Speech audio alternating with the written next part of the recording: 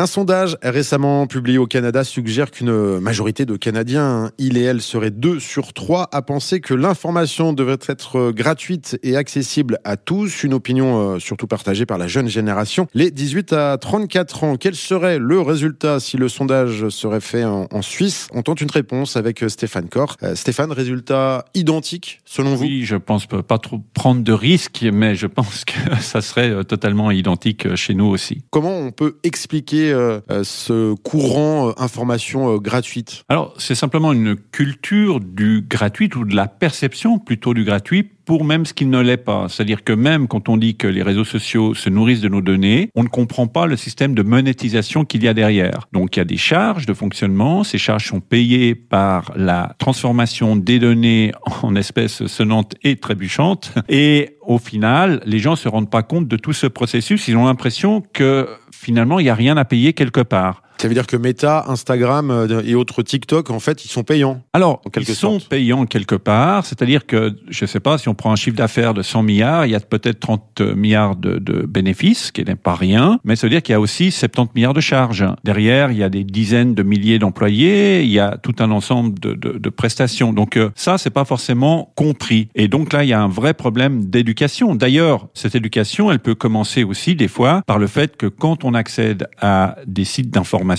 des titres de médias, souvent les gens vont activer leur bloqueur de publicité et ils vont quand même accéder à l'article. Mais derrière cet article, il y a quand même des gens qui ont travaillé, il y a des postes qui sont en suspens, en tout cas des gens qui sont rémunérés pour pouvoir le faire. Et des fois, le bon réflexe, c'est de dire, pour les sites de médias, je désactive mon bloqueur de publicité si j'accède à de l'information qui m'est fournie sans que j'aie à la payer. Mais qui a quand même nécessité quelque part le travail d'un journaliste. Même si on prend des sites dits gratuits, pour ne pas les citer, 20 minutes, Watson et autres, ces sites-là se nourrissent d'agences, de communiqués d'agences, de l'ATS par exemple, l'agence télégraphique suisse, mais ces communiqués d'agences de presse sont aussi écrits par des journalistes pour la majorité d'entre eux. Donc là aussi, il y a tout un travail journalistique. Ces services de médias payent des abonnements à l'ATS ou d'autres services d'images, etc.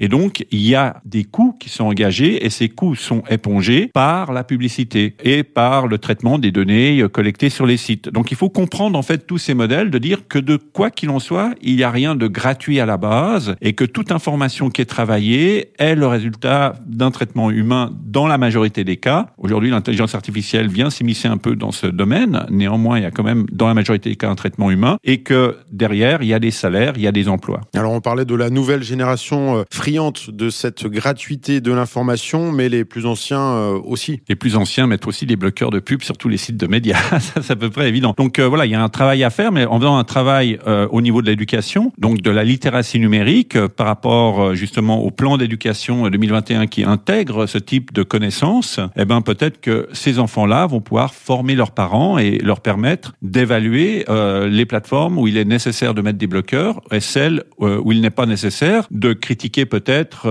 les plateformes qui leur demanderaient quand même leurs données personnelles malgré qu'ils payent un abonnement. Donc il y a tout un ensemble d'éléments qu'il faut comprendre pour pouvoir participer à cet écosystème et ne pas mettre en danger non plus les médias. Ce qui est gratuit est rare, ce qui est rare est cher. Merci Stéphane Corr. Merci.